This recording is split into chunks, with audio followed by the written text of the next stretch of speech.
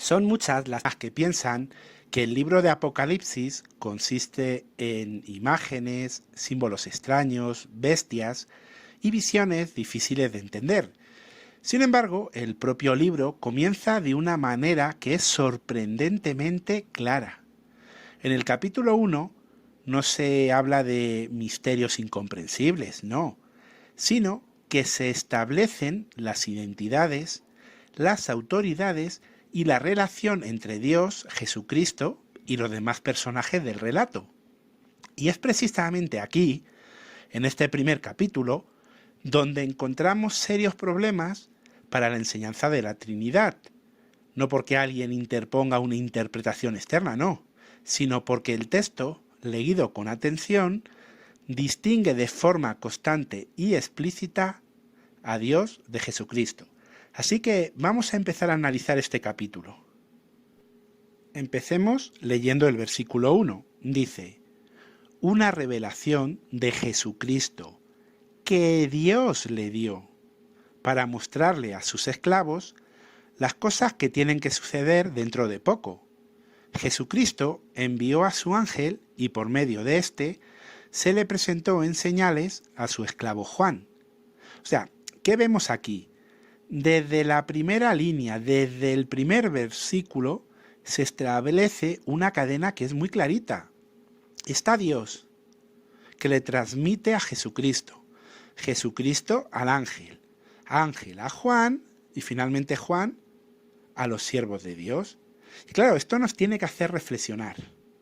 Si Jesucristo fuera el Dios Todopoderoso, ¿por qué necesitaría recibir una revelación de Dios?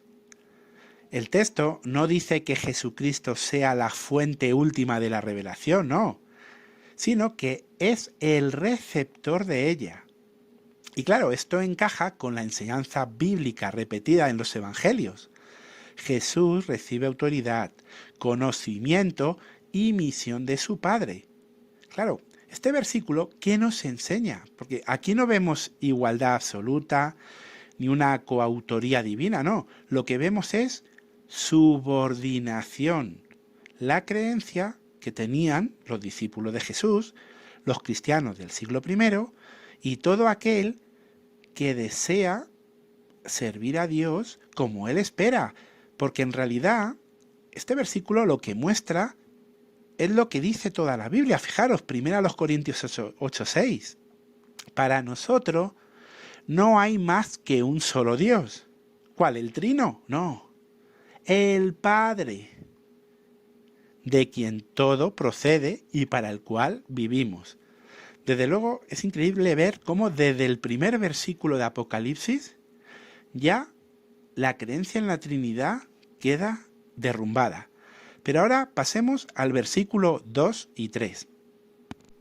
Hablando de Juan, se dice: quien dio testimonio de la palabra dada por Dios. Bueno, vamos a hacer una pausa aquí. Juan dio testimonio de la palabra dada por Dios. Si la palabra Dios implica Padre, Hijo y Espíritu Santo, como así lo plantean los trinitarios, pues ya está, no hay que decir nada más, ¿no? Ya entendemos, Dios son estos tres, ¿no? Pero fijaros bien, Juan da testimonio de la palabra dada por Dios y del testimonio dado por Jesucristo. O sea, él hace una distinción. Una cosa es Dios y otra es Jesucristo. Sí, de todas las cosas que vio. Nuevamente el versículo 2 hace una distinción entre ellos. Versículo 3. Feliz el que lea en voz alta las palabras de esta profecía, y felices los que oigan y obedezcan las cosas escritas en ella, ya que el tiempo fijado está cerca. Bueno, aquí al versículo 3 lo que nos dice es que todo siervo de Dios que lea, que estudie y que pueda llegar a comprender el libro de Apocalipsis, le va a producir felicidad. ¿Por qué? Porque va a entender los designios de Dios, va a entender lo que va a ocurrir en un futuro, lo que se espera de él. Pero también va a entender quién es Dios y en qué se diferencia de Jesús. Por eso es un libro que vale la pena estudiar en profundidad. Es un libro que, aunque tiene simbolismo, aunque hay cosas a veces difíciles de comprender, pero sí vale la pena que le dediquemos de nuestro tiempo para entenderlo. Y bueno, aquí en el canal vamos a hacer una serie de vídeos hablando de diferentes capítulos de Apocalipsis.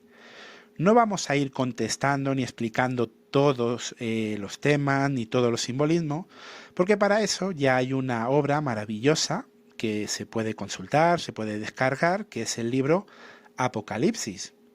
Y ahí se va explicando versículo a versículo. Nosotros vamos a explicar la idea de cada capítulo, de cada versículo, un poco por encima, porque el enfoque que vamos a dar principal va a ser demostrar, probar cómo el libro de Apocalipsis destruye la Trinidad, cómo el libro de Apocalipsis marca una diferencia clarísima entre el Padre, el Hijo y el Espíritu Santo. Claro, cuando entendamos eso, también vamos a poder entender por qué al principio la Iglesia católica y diferentes grupos cristianos no querían considerar como bíblico, como canónico, el libro de Apocalipsis. Pero eso lo iremos viendo poco a poco. Ahora lo que nos interesa es seguir analizando el capítulo 1 y vamos a ir ahora al versículo 4. Y allí leemos: de Juan a las 7 congregaciones que están en la provincia de Asia, que reciban bondad inmerecida y paz de parte de aquel que es y que era y que viene. Bueno, aquí aparece el primer personaje, aquel que es y que era y que viene, por eso lo he marcado en rojo para diferenciarlo de otro. Este versículo todavía no nos dice quién es, pero más adelante se va a especificar. ¿De quién más iban a recibir bondad y paz? Pues de parte de los 7 espíritus, que están delante de su trono. Sí, estos 7 espíritus, que tampoco sabemos quiénes son de momento, están delante del trono de aquel que es y que era y que viene. Y la tercera entidad, ya en el versículo 5, y de parte de Jesucristo, el testigo fiel, el primogénito de los muertos, y el gobernante de los reyes de la tierra, al que nos ama y nos liberó de nuestros pecados por medio de su propia sangre. Es muy importante entender que aquí se separan a estos 3 entes. Todos sabemos quién es Jesucristo, el Hijo de Dios. Aquel que es y que era y que viene y que está en el trono, nos podemos imaginar quién es el Padre, pero ahora daremos prueba de ello. Y los 7 espíritus en los que vamos a explicar ahora quiénes son. Pero evidentemente todos os estáis imaginando que es el Espíritu Santo. Pero qué interesante que Juan, si existiera una Trinidad, podría haber dicho perfectamente que reciban bondad inmerecida y paz de parte de Dios. No, pero los separa. Uno está en el trono, otro está delante y Jesús está allí presente también. Y fijaros, esto de que los 7 espíritus es el Espíritu Santo, lo explica muy bien el libro Apocalipsis, que antes mencionaba, que todos deberíamos de tener. Explica en este capítulo 4 que el simbolismo 7 aparece muchas veces en Revelación, es un número, digamos, simbólico, que está relacionado con lo completo, especialmente con relación a las cosas de Dios y de su congregación. Y explica lo que significa los 7 espíritus. Aquí lo tenéis, un poquito más en grande, dice: implicados en esto está también los 7 espíritus, un término que indica que la fuerza activa o Espíritu Santo de Dios está en pleno funcionamiento, impartiendo entendimiento y bendición a todos los que prestan atención a la profecía. Bueno, claramente se identifica que los 7 espíritus son, digamos, el Espíritu Santo de Dios, su fuerza activa. Y esto es algo que todas las religiones coinciden. No hay, digamos, otras explicaciones. Porque alguien quizá diga, bueno, pero esto es la explicación que dais los testigos de Jehová. No, no.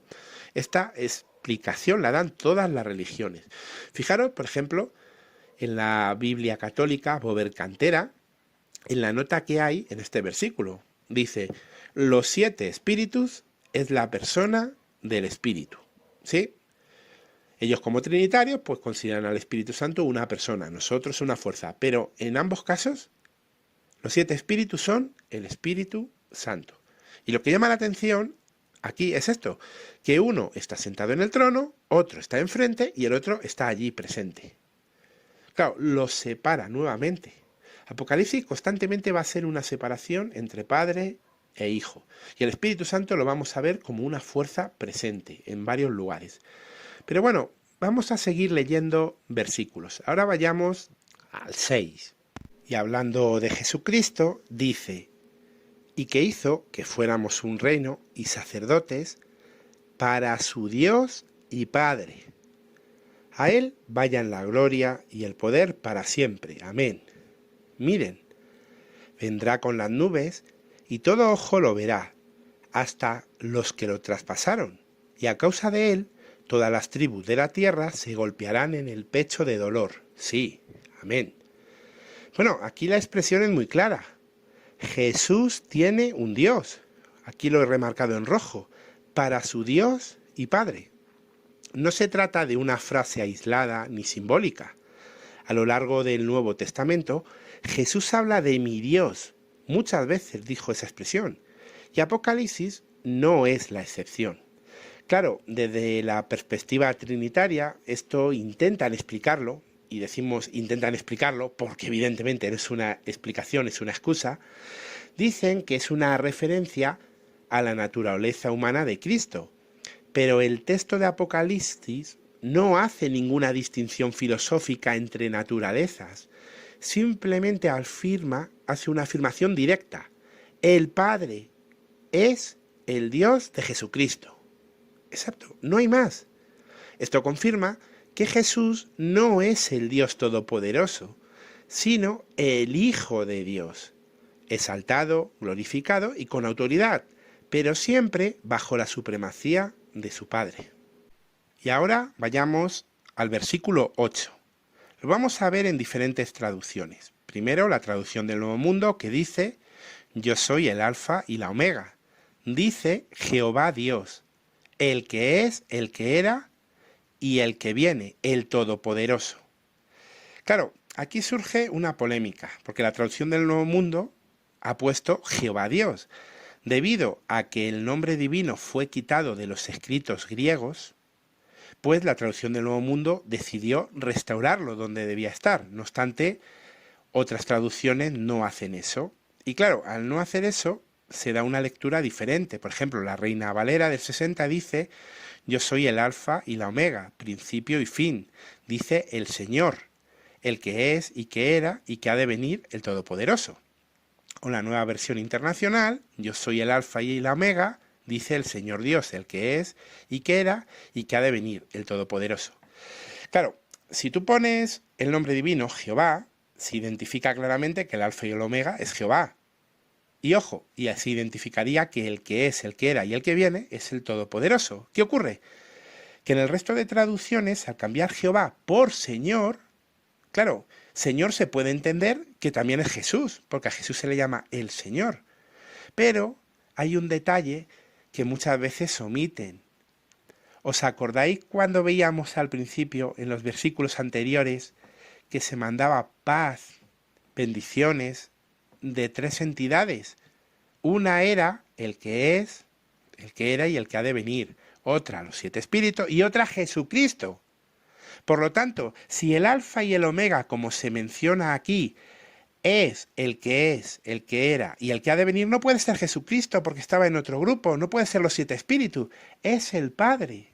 Exacto. Apocalipsis 1:8, el Alfa y el Omega aquí está hablando del Padre, está hablando de Jehová.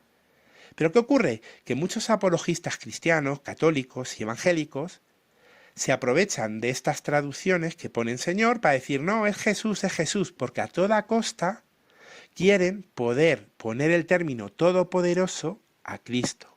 Porque entonces sí sería el Padre, sí sería una Trinidad. ¿Qué ocurre? Que en realidad todos estos apologistas están yendo en contra de su propia religión y de su propia teología. ¿Por qué decimos esto? Pues fijaros, si vamos a la Enciclopedia Católica Online, porque seguramente muy pocos podáis tener la enciclopedia en físico, y vamos al Alfa y al Omega, a la sección, explica algo muy interesante. La Enciclopedia Católica dice: en el Apocalipsis, el Alfa Omega toman el lugar de su equivalente hebreo y aparece en el primer capítulo para designar a Dios. Y se menciona ahí entre paréntesis, capítulo 1, versículo 8. Pero aparece en los últimos 2 capítulos para designar a Cristo. Bueno, nosotros no estamos de acuerdo con que en los 2 últimos capítulos sea para designar a Cristo, pero no estamos analizando esos capítulos, lo haremos más adelante. Estamos analizando el 1:8. Y la Iglesia Católica te dice, en el 1:8 es para designar a Dios. Los otros son para designar a Cristo. ¿Pero Cristo no es Dios? No, no. Aquí ponen para designar a Dios, pero en realidad es para designar al Padre. Por eso hace una distinción la Iglesia Católica. El 1:8, el Padre. Aunque no le llaman Padre, dicen Dios. Los 2 últimos capítulos, el Hijo, el Cristo. Fijaros qué interesante, ¿no? Entonces, cualquier católico que diga que en Apocalipsis 1:8 se habla de Cristo, está yendo contra la enseñanza de la Iglesia Católica. Pero cuando vamos a obras de consultas del mundo protestante, por ejemplo la Biblia de Estudio Holman, ¿qué encontramos? Que cuando analiza Apocalipsis 1:8, ahí viene una palabra que es todopoderoso. ¿A quién se aplica? Pues fijaros, dice, Pantocrátor significa todopoderoso, omnipotente. En el Antiguo Testamento griego, la palabra significa Jehová de los ejércitos, que enfatiza el poder de Dios sobre las fuerzas que se oponen a él y su pueblo. Bueno, da una explicación, ¿no? Dice, también significa omnipotente para destacar el poder y la autoridad de Dios sobre todas las cosas. En todos los casos del Antiguo Testamento se trata del único Dios verdadero. Y ahora, aquí lo he marcado en rojo, es muy interesante. En el Nuevo Testamento, Pantocrátor siempre alude a Dios el Padre. Exacto. Pantocrátor siempre alude al Dios el Padre. A Jesús nunca se le llama Pantocrátor. A Jesús nunca se le llama todopoderoso. A Jesús se le llama poderoso, sí, Giboar en hebreo, pero no al Shaddai, que es un término equivalente a Pantocrátor en hebreo que solo se emplea para el Padre. Entonces, si os viene un evangélico diciendo, como los hay, y hasta han salido en debates diciendo que en Apocalipsis 1:8 el alfa y el omega es el Hijo, pues está yendo incluso contra su propia doctrina. Y es que el contexto es tan claro, hay 3 entidades, los 7 espíritus, que son el Espíritu Santo, Jesucristo, y el que es, era y viene. Ese es el alfa y el omega, ese está sentado en el trono, y ese es el Padre. No hay ninguna duda. Pero fijaros, de aquí habría que hacer una reflexión. ¿Por qué alguien iría en contra de su iglesia, de su magisterio, de sus enseñanzas, para intentar cambiarlo? Cuando algo es verdad, no hay necesidad de inventarse nada. Cuando algo es mentira, sí hace falta buscar pruebas falsas. Jesús no es parte de ninguna Trinidad. Jesús no es todopoderoso. Por eso intentan cambiar palabras para demostrar lo que es indemostrable. Pero nuevamente aquí tenemos Apocalipsis 1:8 destruyendo la Trinidad. Tenemos la Iglesia Católica reconociendo que el alfa y el omega aquí es el Padre. Y tenemos la Biblia de Estudio Holman, buenísima, reconociendo que el término Pantocrátor solo se aplica al Padre, no a Jesús.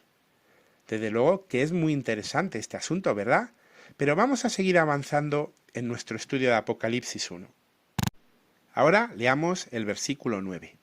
Yo, Juan, hermano y compañero de ustedes, en la persecución, en el reino y en el aguante en unión con Jesús, estuve en la isla llamada Patmos por hablar acerca de Dios y por dar testimonio acerca de Jesús.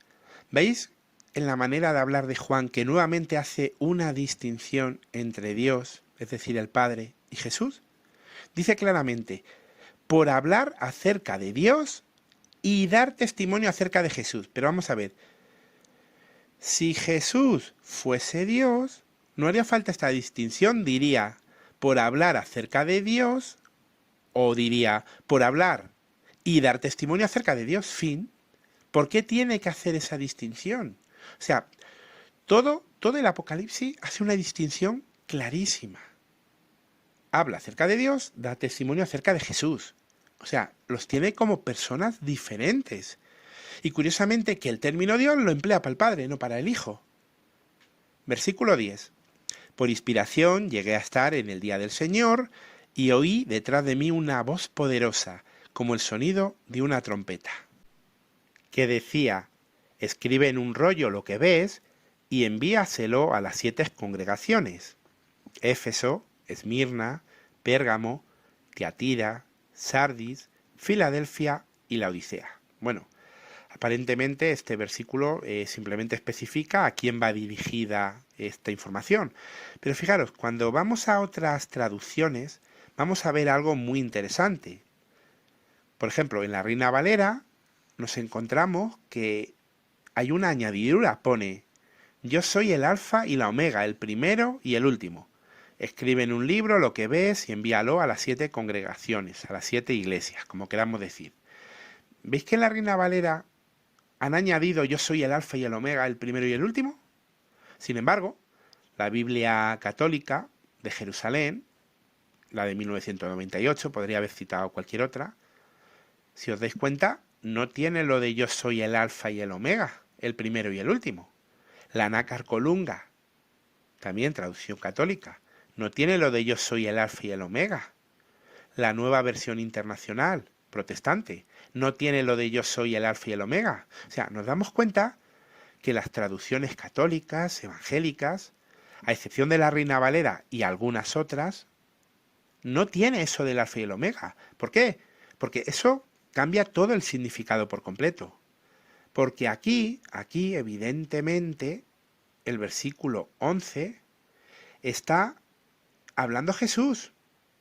Y ahora, este Jesús, de repente la Reina Valera lo identifica como el alfa y el omega. Y el alfa y el omega es el Todopoderoso. Y el alfa y el omega está sentado en el trono. Y es el Padre. Ya consiguen lo que quieren: demostrar la Trinidad. Pero es que en el texto original no aparece. Por eso, si tú lees Apocalipsis 1.11 en la traducción del Nuevo Mundo, en la de Jerusalén, Nácar Colunga, Nueva Versión Internacional, no aparece. Y por lo tanto, es Jesucristo el que sigue hablando y nada de Trinidad. Ahora bien, ¿por qué aparece? ¿Por qué aparece en la Reina Valera? Pues bien, os voy a dar una explicación. Es muy interesante ver esta diapositiva. Dice: los manuscritos más antiguos y confiables, como es el Códice Sinaítico del siglo IV, el Códice Alejandrino, siglo V, el Códice Efraimín, los más antiguos no contienen esta añadidura, este texto espurio del alfa y el omega, ¿no? Los más antiguos no lo tienen. Y ojo, son los de mejor calidad. Por eso, la traducción del Nuevo Mundo, la Nueva Versión Internacional, la Biblia de Jerusalén, las mayorías modernas no lo tienen. Problema: el Textus Receptus, que es base de la Reina Valera, sí lo tiene, pero ojo, el Textus Receptus fue compilado en el siglo XVI, basado en pocos manuscritos que son tardíos, que además contenían frases añadidas por copistas. Qué diferente, ¿verdad? Pero igual, nuevamente, aquí quiero hacer reflexión, igual que hacíamos antes. ¿Por qué? ¿Por qué en los textos posteriores añadirían esta idea para intentar demostrar que Jesús es el alfa y el omega?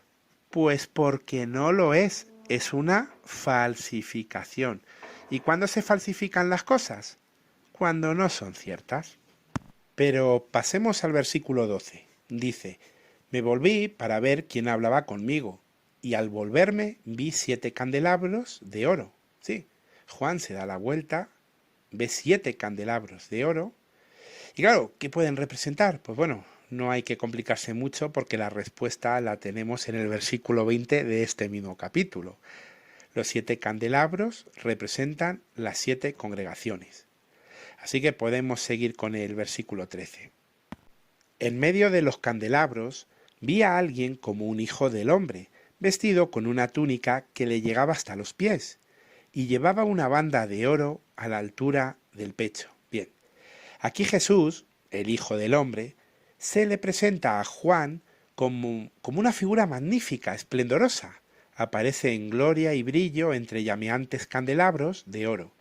Este escenario seguro que a Juan le recordó al templo, sí, y le recordó que Jesús representa el papel del gran sumo sacerdote de Jehová, el cual está capacitado para juzgar.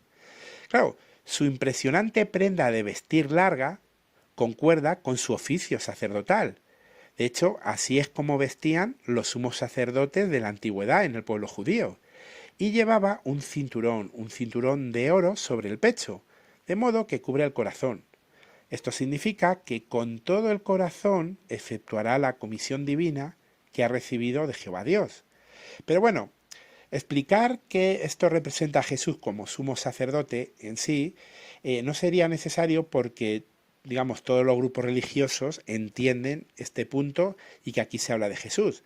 Pero lo he querido mencionar por un detalle muy importante relacionado con el tema que estamos tratando, y es que Jesús es el sumo sacerdote. ¿Pero qué es un sacerdote? Claro, ¿qué es un sacerdote?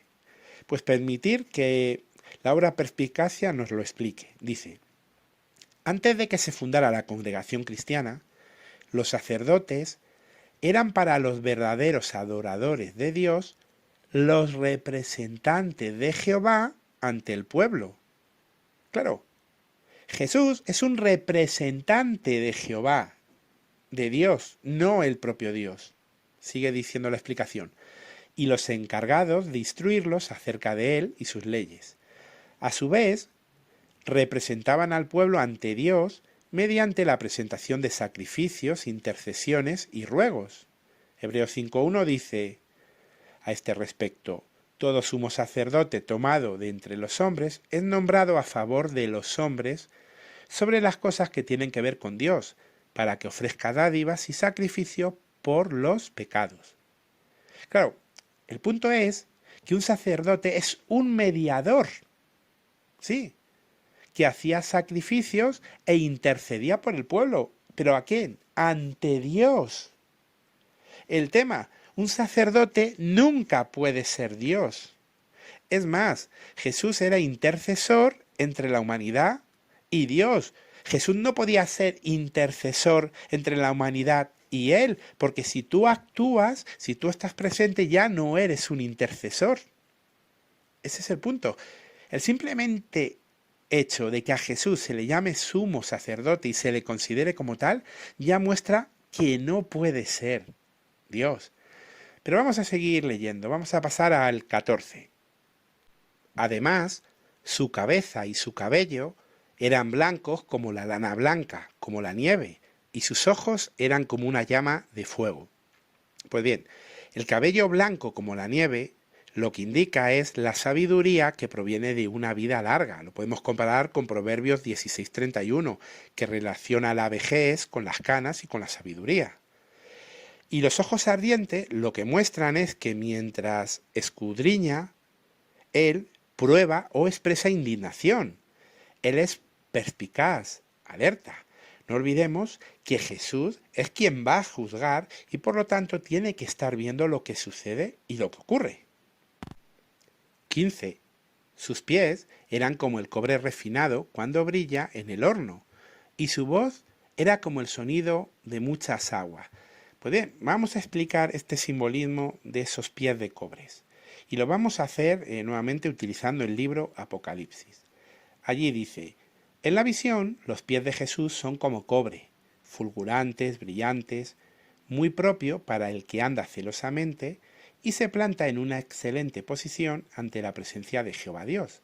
Además, mientras que en la Biblia se usa el oro para representar las cosas divinas, a veces se usa el cobre para representar las cosas humanas.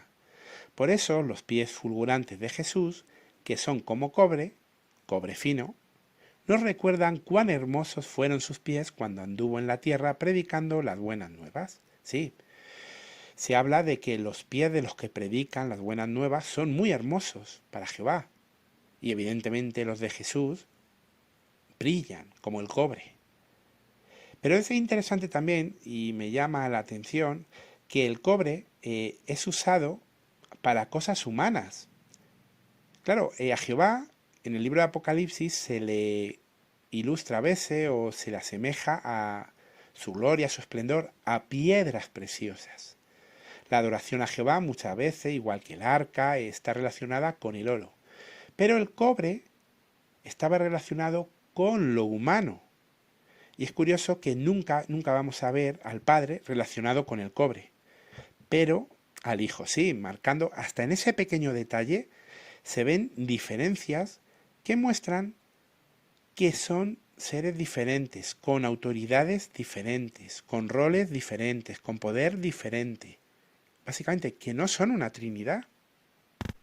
También se decía en este versículo que su voz era como el sonido de muchas aguas. Y bueno, la verdad que eso tenía que ser impresionante escucharlo, eso inspira temor. Pero es lógico, es propio, pues no olvidemos que Jesús es llamado oficialmente la palabra de Dios. Pero bueno, dejando ya al margen esta explicación, estos detalles que hemos aclarado, vamos a seguir con el versículo 16. En la mano derecha tenía 7 estrellas. De su boca salía una espada de 2 filos, larga y afilada, y su rostro era como el sol cuando brilla con toda su fuerza. Pues bien, unos versículos más adelante Jesús mismo nos va a explicar el significado de estas 7 estrellas que tiene en su mano. Pero note lo que sale de su boca, una aguda espada larga de 2 filos. Qué apropiado es ese rasgo, pues Jesús ha sido nombrado para pronunciar los juicios finales de Jehová contra sus enemigos. Las expresiones decisivas de su boca van a resultar en la ejecución de todos los inicuos. El rostro brillante, sí, ese rostro que resplandece, ¿a qué nos recuerda? ¿Acaso no es igual que el rostro de Moisés emitiendo luz después de que Jehová se comunicó con él en el monte Sinaí? Pues claro, aquí sucede algo similar. Es la representación de Jesús durante el día del Señor en una visión. Su rostro refleja el esplendor radiante de uno que ha estado en la presencia de Jehová. Y ahora llegamos a unos versículos que son realmente interesantes y que ahí, desde luego, muestran claramente que Jesús no es Dios. Versículos 17 y 18 dicen: Cuando lo vi, caí muerto a sus pies, y él puso su mano derecha sobre mí, y me dijo: No tengas miedo, yo soy el primero y el último, y el que vive. Estuve muerto, pero ahora vivo para siempre jamás, y tengo las llaves de la muerte y de la tumba. Bueno, aquí tenemos que explicar algunas cosas que nos van a ayudar a profundizar en el tema que estamos tratando. Lo primero, ¿a qué se refería Jesús cuando dijo yo soy el primero y el último? Pues fijaros, vamos a ir nuevamente al libro Apocalipsis, que lo explica de manera magistral. Allí dice: Ciertamente Jesús fue el primero de los humanos en ser resucitado a vida inmortal de espíritu. Además, es el último resucitado así por Jehová personalmente. De ese modo llega a ser el viviente, vivo para siempre jamás. Disfruta de inmortalidad. En esto, Él es como su Padre inmortal, a quien se llama el Dios vivo. Para todos los demás de la humanidad, Jesús mismo es la resurrección y la vida, ¿sí? Claro, todos nosotros vamos a ser resucitados mediante Cristo, pero Jesús no. Él fue resucitado por Dios directamente.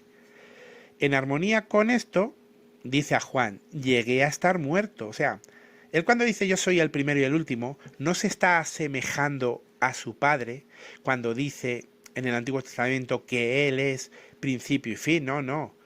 Lo dice dentro de un contexto, que es el que se menciona aquí en el versículo 18. Llegué a estar muerto, pero mira, vivo para siempre jamás. Y tengo las llaves de la muerte y del Hades. También, ¿qué significa eso de que tiene las llaves de la muerte y del Hades? Pues bien, Jehová le ha dado la autoridad de resucitar a los muertos. Por eso puede decirse de manera simbólica que Él tiene las llaves que abren las puertas para los que han sido encerrados por la muerte y el Hades puedan salir, claro. Todos morimos. Y la muerte es como un lugar en el que te encierra y no hay manera de salir. Pero Jesús tiene la llave para sacarnos y resucitarnos. Y claro, cuando entendemos este punto de que Él es el primero y el último, el que estuvo muerto pero ahora vive, la Biblia cobra todavía más armonía. ¿Por qué? Porque en el Antiguo Testamento, en Habacuc 1:12, se dice claramente: ¿no eres tú desde la eternidad, oh Jehová? Oh Dios mío, mi santo, tú no mueres. ¿Os dais cuenta lo ilógico y lo insensato que tiene que ser para un trinitario que medite un poco esta declaración? O sea, oh Dios mío, mi santo, tú no mueres, pero toda mi creencia, todo mi fundamento, mi salvación depende de que Jesús sí muere. O sea, Dios dice en su palabra que Él no muere, pero para yo ser salvo, Dios tiene que morir. ¿Os dais cuenta que eso no tiene sentido? Claro. Por eso, para muchos ateos, para muchos musulmanes, la Biblia es un sinsentido, dice, está llena de contradicciones. Por un lado, Dios dice que Él no muere, pero vosotros la salvación se la debéis a que Dios muere. Claro, eso hace que mucha gente diga esto no tiene sentido. El tema está de que la Biblia no dice que Dios pueda morir, ni que Dios iba a entregarse por nosotros. No, la Biblia lo que dice es Dios no muere. El que muere, el que puede morir, el que da la vida por nosotros y al que le debemos la salvación, es su Hijo. De hecho, Hebreos 3:15 lo explica muy bien. Dice, mataron al agente principal de la vida, Jesús. Pero Dios lo resucitó de entre los muertos. ¿Quién resucitó al agente principal de la vida? ¿Quién resucitó a Jesús? Dios. Él no era Dios. Él dejó de existir, murió. Y fue el Padre el que lo resucitó. Claro, ahora la Biblia sí tiene armonía, ahora tiene lógica, ahora no hay contradicción. Y esto que acabamos de ver en este versículo se va a repetir una y otra y otra y otra, así un sinfín de veces en todo el libro de Apocalipsis, mostrando que Jesús no es Dios. Pero bueno, vamos a analizar los últimos 2 versículos. Así que escribe las cosas que viste, las cosas que están sucediendo ahora y las cosas que sucederán después de estas. Este es el secreto sagrado de las 7 estrellas que vistes en mi mano derecha y de los 7 candelabros de oro. Las 7 estrellas representan a los ángeles de las 7 congregaciones y los 7 candelabros representan a las 7 congregaciones. Bueno, aquí ya finalmente Jesús le pide a Juan que ponga por escrita lo que ha visto.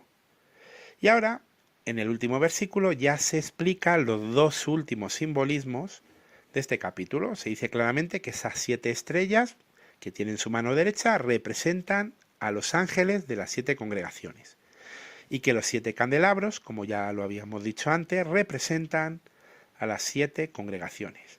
Y bueno, ya hemos terminado de analizar el capítulo 1 de Apocalipsis. ¿Qué os ha parecido? ¿Verdad que es muy interesante? ¿Verdad que cuando uno lo analiza versículo por versículo se da cuenta que hay una gran distinción que queda manifiesta entre Jesús y su Padre? Claramente el libro de Apocalipsis destruye la Trinidad. Presenta a Jesús como un siervo de Dios, como su Hijo, el cual recibe revelaciones del Padre. Vemos que representa funciones las cuales le hacen inferior al Padre, como ser el sacerdote. Vemos que a él, por ejemplo, aunque se le da las llaves de la muerte y del Hades, se le tuvo que resucitar, porque llegó a morir, pero Dios no muere. Bueno, la verdad es que hemos visto muchísimos detalles y muchos más que vamos a ver en los siguientes capítulos de Apocalipsis. La verdad que vale la pena, yo lo hice en su día, coger y en un cuaderno ir apuntando todos los detalles del libro de Apocalipsis de manera ordenada que muestran que Jesús y Jehová son seres diferentes, con autoridad diferente, con poder diferente, conocimiento diferente. O sea, todo eso ir anotándolo. Porque aparte de que eso va a reforzar nuestras creencias, también nos va a ayudar para poder enseñar a otras personas. Y bueno, si os ha gustado el contenido de este vídeo, me gustaría que me pudierais apoyar de una manera muy sencillita, simplemente dando like al vídeo. Así el algoritmo de YouTube pues lo recomendará a más personas y podremos cumplir el objetivo que todos nosotros tenemos: enseñar la verdad a las personas. Pues hasta aquí, un saludo a todos y que Jehová os bendiga.